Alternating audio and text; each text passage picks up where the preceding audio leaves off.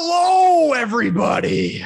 West Nile Virus with Caleb and Josiah. We're here to spread the virus that is sports.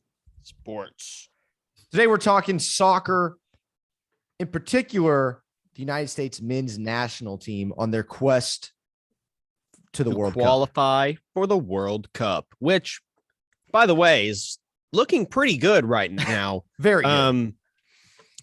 You know, I don't know if everyone remembers, but I believe last World Cup, we were knocked out of qualifying by, I think it was Trinidad and Tobago. Yep. Which was embarrassing to say the least. And the state of United States soccer was in peril. Very, very much. It was bad. Everything looked very bad. No one was happy with the way things were going. We did an episode on it. I'm not sure it was this podcast. It might have been a different show that we did back then, but okay. But I remember we did a podcast because I remember talking about the issues with U.S. soccer and the way we develop and the way we more accurately don't develop our young players. And don't provide enough resources or like kind of, I don't know, just the ability to actually put a good team out there. Young kids play, better and get a good team on the field. Well, before we get into everything, you can find us on YouTube, West Nile Virus, Instagram, TikTok, Twitter, all West Nile Virus. Check us out. All West Nile Virus. Interact with us on there. Absolutely. We're on Spotify, iTunes. If you're on YouTube, hit the like button, subscribe, and leave a comment about your excitement or anything about United States soccer or anything that you hear us say. Give us a response there. We like talking with you guys. Absolutely. All right, Josiah, World Cup qualifying, CONCACAF World Cup qualifying. Kind of touched on, we did touch on the state of soccer where it was. Now it's looking a lot better. Where are we in World Cup qualifying in the CONCACAF right now? What's the scenario? So the United States is currently in the CONCACAF. The United States is in second. This is with one game left, and they play tonight, I believe. No, I think Wednesday. It's Wednesday. I think it's Wednesday. Sorry. So they play Wednesday, but in the CONCACAF qualifying, the United States out of 8, basically, the United States is in second. Canada is in first, Mexico is in third, and Costa Rica is in fourth. Costa Rica, we have already beat once. We played them one other time. We beat them 2-1. And I should say we play them in our game Wednesday. Yes, and we play them on Wednesday. They are in fourth. And the way it works for the CONCACAF is the top 3 teams qualify for the World Cup. But the 4th team qualifies for a playoff game against the winner of, I believe, the Oceanic qualifying table. So right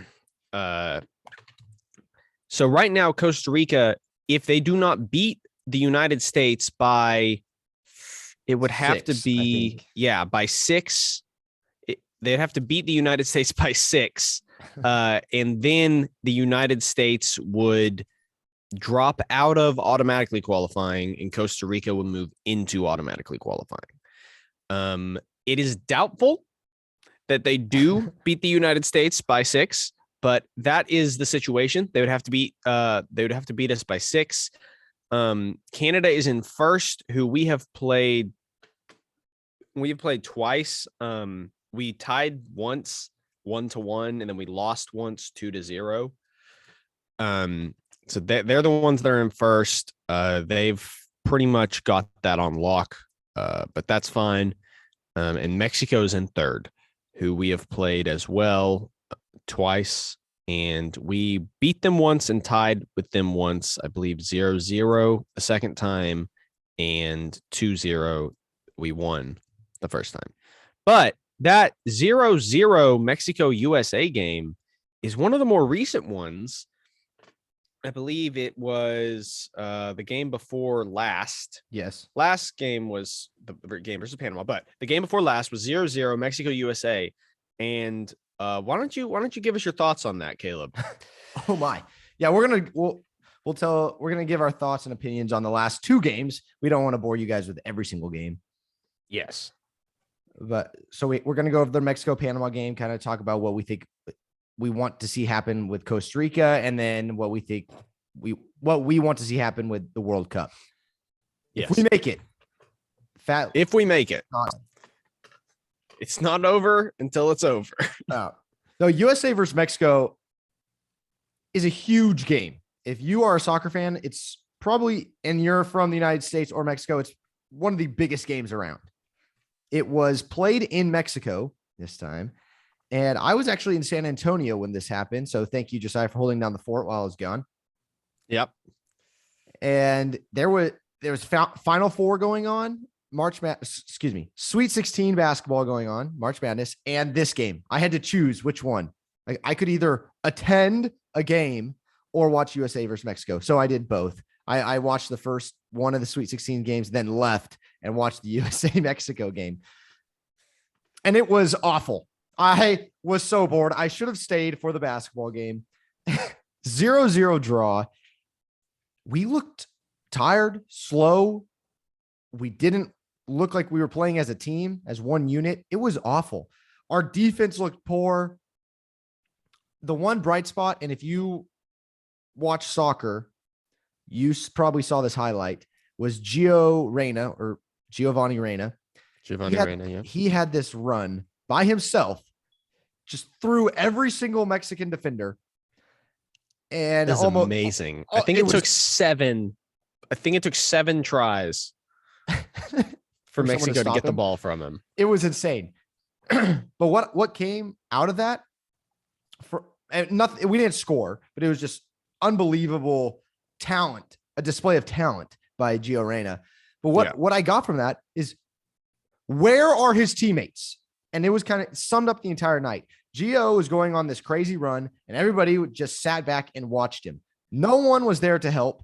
And the two games, Mexico and Panama, has seemed, I'm going to say even more than the last two games.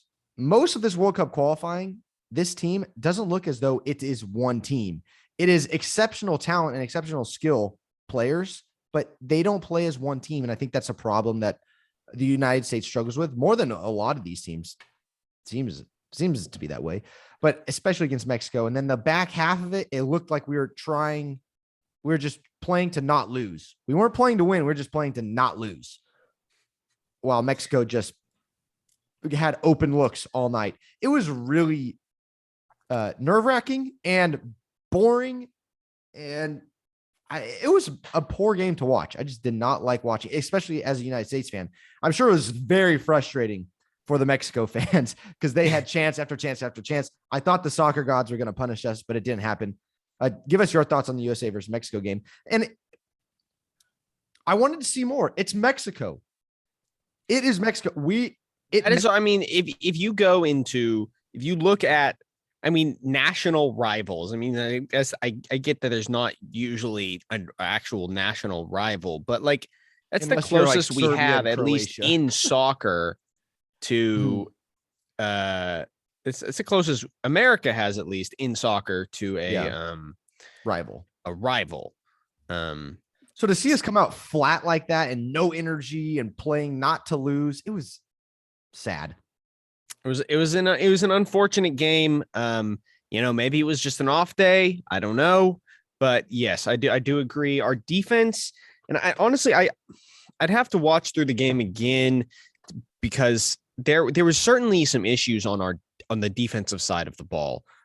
Mexico got too many shots. In fact, even the Panama game, which we won in spectacular fashion, I felt they got too many chances. But this is what I was going to say, though, in terms of, I'd have to watch it again. I don't know if the issue lies in our midfield, letting them get, past midfield too easily and get these wide open shots, or or is it, in our defense that we aren't pressuring enough and, aren't stepping up to meet the attacker? But it's one of them and we need to fix it. Yes. But yeah, it is frustrating when I look at time of possession. They had 63% of the possession. Mexico did. We had 37%. They had 11 shots. We had 9, but we had 4 on target. They only had 2. So it's very frustrating for the Mexico side. They owned the possession. They had the advantage with shots, but only put 2 on target. Fouls were about even. We had 1 more. We had 3 yellow cards. They had 2. We actually got 4 corner kicks. They had 1. So it's very frustrating for the Mexico side. But when we're talking USA, it's frustrating because we're giving up a lot of shots. Even against Panama, when I look at Panama, we gave up 10 shots. Yeah, we gave up 10 shots against a team that we were obviously better than. And I mean, we beat them 5-1. Okay. And we had, do you know how many shots we had on goal? 5. Yeah. And that's out of 15 shots we took. So I think there might be a question there as well. Why are we taking, poor quality shots? And we did let's move on to Panama. We did take poor quality shots. Yeah. I mean, 15 shots. That's insane. And they had the ball 61% of the time. In fact, you average. Panama did. Yes. Panama did. Between Panama and Mexico, both of the other teams had 61 or 60. So about 62% of the time, USA does not have possession of the ball. Against Mexico, we only had 9 shots, right. 4 of which were on goal, none of which, went in. So where's the issue on offense? There's some issue with, I think, it's with our finishing. We need work on finishing. We can get shots, but I tell you what, though, because I hate being negative all the time, but that gets us fired up. But being positive, we push the ball for having a lack of possession. We push the ball and we do get shots off. Yes. Oh, absolutely. And if that's the way we're playing, I don't know much about, the style we're going for at the moment, but and if that's the way we're playing, trying to play maybe more of a counterattack or a cushion kind of thing, where they have the ball more and we just make runs, that's fine to not have, possession a lot of the time. But yeah, if we're going to get all these shots off, I think we need to convert them more and give up less, really like high quality shots from the other team. Like the other team gets a lot of high quality chances. But what I'm saying, I guess, is, exactly what you said. It is good. It is good. I mean, for having that low percentage of the time, having that low percentage possession, we got a lot of shots off and we got a lot of shots on goal. So, and they went in. We beat Panama 5-1. Yeah. Goal. Christian Pulisic hat trick. He had 2 penalties. It's our man. Yeah, he's great. He looked very good. He had a hat trick, 2 of them penalties. The last one was a beautiful goal. Hit great touches and put it in the back of the net. Paul Arriola, he scored a header off a cross. Great goal. And then Jesus Ferreira, the ball kind of just rolled to him in front of the net and he just punched it in, or kicked it in, I should say. And it was nice. We mentioned it before. We missed a lot of opportunities that we had. Fouls. Now, this is one thing I want to talk about. We committed 23 fouls. Panama committed 15. And this is what I like about the United States. One of the things I really like about the United States, we are very aggressive.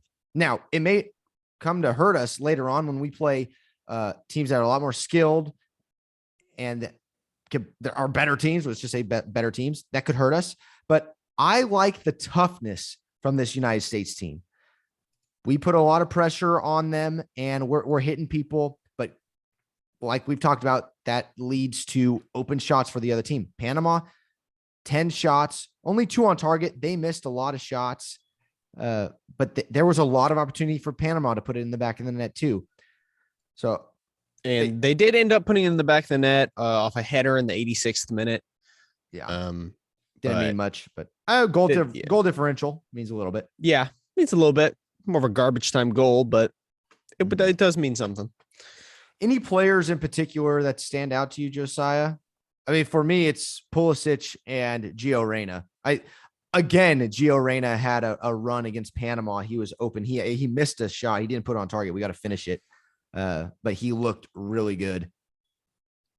No, absolutely. I those two guys, obviously. And I always love to watch Miles Robinson.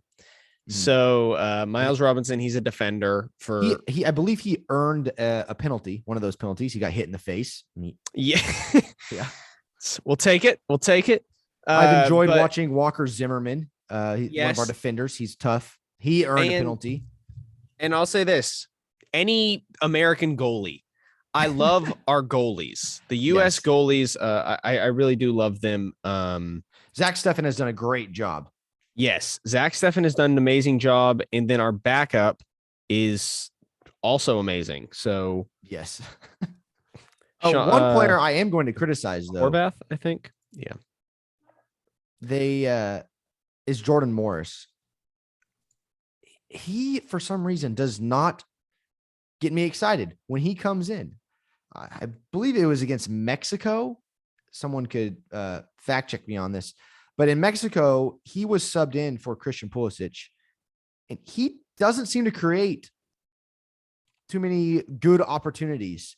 He's fast. He applies some pressure, but he's not scoring goals. He's a striker. He's not scoring goals for us. He turns the ball over a little bit too much, in my opinion. And I think when we get to the World Cup, Jordan Morris is really going to have to step it up. Well, I will say this for Jordan Morris. He has only played in 4 matches, only two matches in the World Cup qualifiers, and 2 matches in, no, he's played in 1 match for USA, 2 matches for USA. I'm very confused by basically, he just got back from injury is what I'm trying to say. Okay. He just got back from injury. He had an ACL injury about a year ago. Mm-hmm. And so he is just returning. He's only played, a few matches. He came in as a sub against Mexico and as a sub against Panama. Those are his first 2 international games, as far as I'm aware. So that's something in support of him. Criticism on him, but that's fair. Yes, no, he does need to step it up, but I believe he has time. Yeah. Oh yeah, he's got time. We have Costa Rica coming up. Let's move into Costa Rica. What are your expectations for Costa Rica? Because like you said, we have time. This is kind of a game where we can lose this game and still qualify. Like we said, we can lose by 5, or we can lose 5-0 and still qualify automatically. Yes. In fact, we could forfeit the game and still qualify. Yeah. But Americans, we don't forfeit. We're not going to forfeit. That would be stupid, but we could. What are your expectations for this team against Costa Rica then?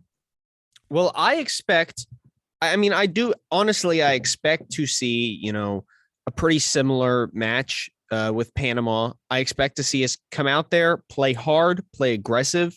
I expect it will be a similar type of game where we'll let up too many shots and not convert some shots that we should have. But I would like to see us focus very specifically on stopping them in the midfield and taking quality shots. So making sure that all our shots are shots on goal. Getting wild shots off, not the worst thing, because you never know, but try and make sure every shot is a shot on goal. Give us better chances to put it in the net instead of just more. I agree. I agree with that. We run a 4-3-3. So for the people that don't know soccer, 4 defenders, 3 middle fielders. I guess you could call them 3 strikers. You kind of have a guy in the middle, 2 guys out wide, wingers. And, we push it up the field to the wingers, get it into the middle. They cut in or cross it in, something like that. I agree with you 100% that I would like to see a lot more from Tyler Adams in the midfield. And, maybe I don't want to see more possession time, but I would like to see the midfielders make a big difference on the defensive end and then move the ball, move with the wingers and the strikers up. It just doesn't seem that we are doing that. We rely too much on our left back and right back, on Anthony Robinson and I forget Moore, I believe is his last name. But I want to see us I would like to see us look more of it like a team, because we don't look too much like a team. A lot of me out there. And then see that the midfielders move with the ball a little more and hustle. But I think we'll be fine. And then I expect to see a different starting 11 out there. And maybe younger or guys that haven't got in. They save some guys. So yeah, against Costa Rica. Yeah, I agree. And I think it'll be a good game. Yeah, I think it'll be a good game. I don't think we have anything to worry about. It's not, I mean, I don't think we're going to lose by 6 or more. And basically we just need to, I think we come out here with the mindset that this game is to help us get better for in workout kinks that we have. And win. And well, yes, I would like to see us win, but I think more importantly, we work those things out, because we can lose this game. We can lose this game and still qualify. It's not going to matter. As long as we don't lose by 6 or more. So we just, if it starts getting dicey, then yeah, we need to start playing careful. But I think generally we should be okay in terms of not letting them score 6 goals. That would be a routing of winning by proportions. 6. Yes. Yeah, exactly. So that's kind of, for me, I want to see them really use this game as a stepping stone to build on previous things, to get us to where we need to be to play against these amazing national teams in the best World teams in the world. Cup. Yeah. At the World Cup, after this game, after against Costa Rica, no matter what happens, right? And we will qualify. I have that confidence. We are going to qualify automatically for the World Cup. Where do you see the state of United States soccer going after this? Because I want to say this before your answer. Sorry. We've seen this happen before, where the United States does really well. Soccer has this big comeback, right? And then we miss the World Cup. And now we have the past 4 years. I haven't heard about soccer. I don't watch much soccer outside of the United States men's national team. But before that, I was into the MLS, Premier League, men's national team, all of it. But ever since we missed the World Cup, I haven't had any desire to watch it other than this World Cup qualifying I've been into, and I watch it. But what do you see a repeat of that happening, or do you think this is a permanent change in the United States soccer? I think right now, the future is in limbo a little bit, because it could go that way again. I think it's very much up to whatever happens over about the next year. I mean, we need to try and do as well as we can in the World Cup, but if we're being realistic, it's doubtful the U.S. wins the World Cup. It's doubtful that they win. They'll probably get knocked out at some stage, but hopefully, well, every team does except for one. Well, yes, unless they win, but but we need to get a few rounds in. We need to win at least 1 or 2 games. You'd like to see us get out of group stage. Yes, I'd like to see us get out of group stage. And if we get out of group stage, do you think it changes? Soccer does soccer in the United States change? I think it could. I do really think it could. Having a good team, I mean, nothing builds interest in being a part of something like it already being good. Right. So if the U.S. national team just sucks, it's like, well, I mean, sure, I could convince my kids to play soccer until they're, for their whole childhood till they're 20. But what's the best thing that could happen? They could end up on a really crappy national team. I don't want that. I do. I would love to be on a real national team. Oh yeah, no, same. I would absolutely love that. But it's just not going to be, in the headlines. It's not going to be pushed. There's not going to be money behind it. And the other thing is, building up U.S. youth skill. A lot of that has to do with the MLS as well. I don't think the MLS works in the best way. I think I wish we would just move to the Premier League system. I realize not every country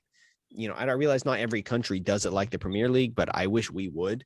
I like the way they do it with the promotion and relegation. But even if we don't, I would like to see a improvement in MLS teams in general. I mean, right now, the MLS is just a retirement home for old Premier League players and, European players, and a stepping stone for promising American players. Yeah. And that is all the MLS is right now.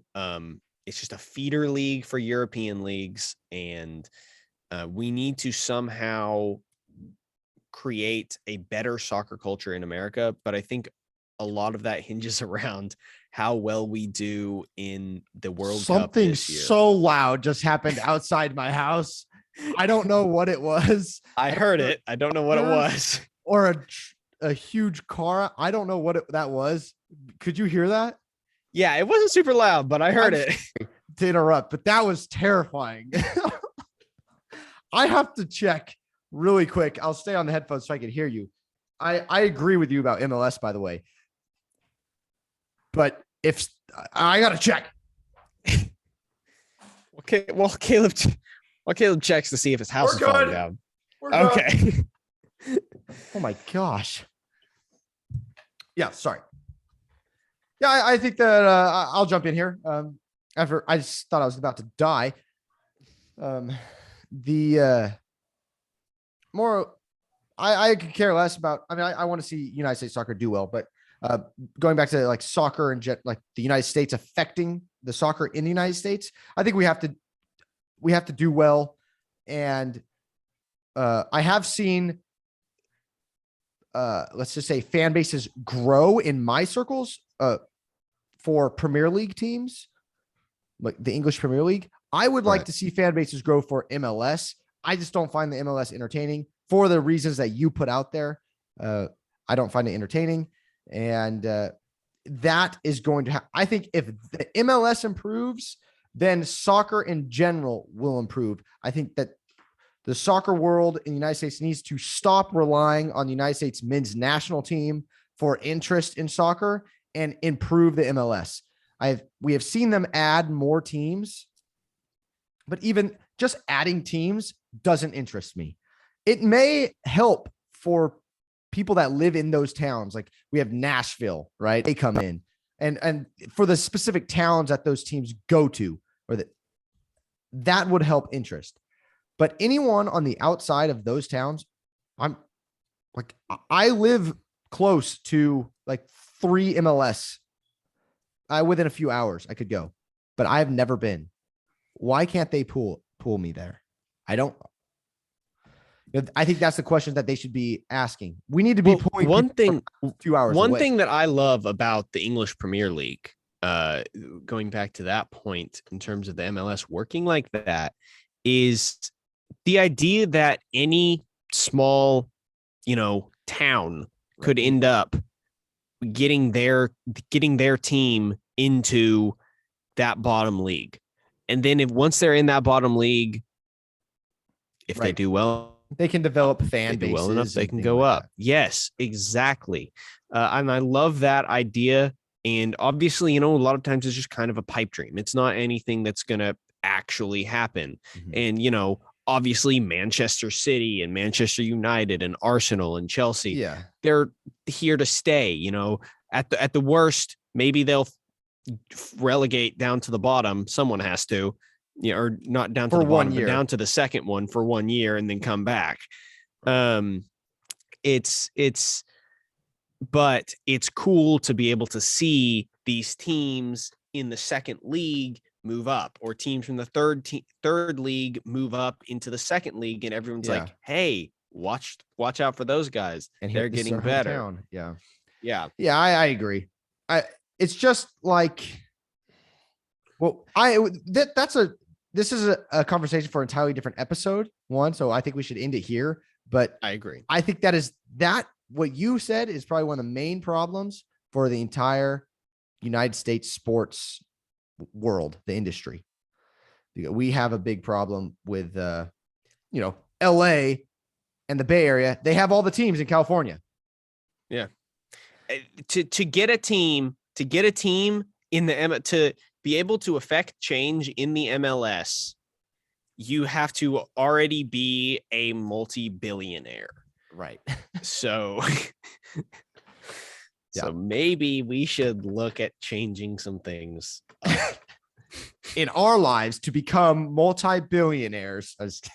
Yes, exactly. All right. Well, that's the end of our rant on soccer. But yeah, I think that the main thing that I'm coming from is that we need to stop relying on the men's national team to affect change in the United States for soccer. It needs to start with the MLS. I think that would be the biggest one. That's my take. You know what? I'm with you on that. I think men's national team needs to do their best. Yeah, that's true. But yes, I do think we need to focus on the MLS permanent change, or I should say, or at least, if not the MLS, maybe let's open up some new leagues. I found my analogy. The United States men's national team, when they play in big tournaments like the World Cup, or they're in World Cup qualifying, it's like a dopamine hit, right? It's like eating a cookie. You get that rush of dopamine. And then the second the World Cup is gone, where do the United States soccer fans go? Well, they have to go to, they would like to go. I speak for all of us because I believe this wholeheartedly. They would like to go to the MLS because they could find a place to go and actually watch a game. But where do they end up? Most Premier League. 90% of the time, the Premier League. If not just stopping watching soccer. Right. So the United States men's national team is a cookie. So a really good cookie. So go Cookies. Yes. All right. Follow us, Twitter, TikTok, Instagram. We're on YouTube, West Nile Virus. Comment below your thoughts on the men's national team, what you're looking forward to against Costa Rica, World Cup. Like, subscribe, comment. Oh my gosh, dude, there's there's like 2-year-olds. My 6-year-old nephew is now saying, "Smash like," after he does something. I'm like, what is this? Oh but we have done this to ourselves. Horrible. We have done this to ourselves. Like Obi-Wan Kenobi says, "You have done this yourself." Follow us, guys. if your child does that, he has to must be grounded. Yeah. All right. Thanks, everybody. We will talk to you later. That's it for Caleb and Josiah on West Nile Virus.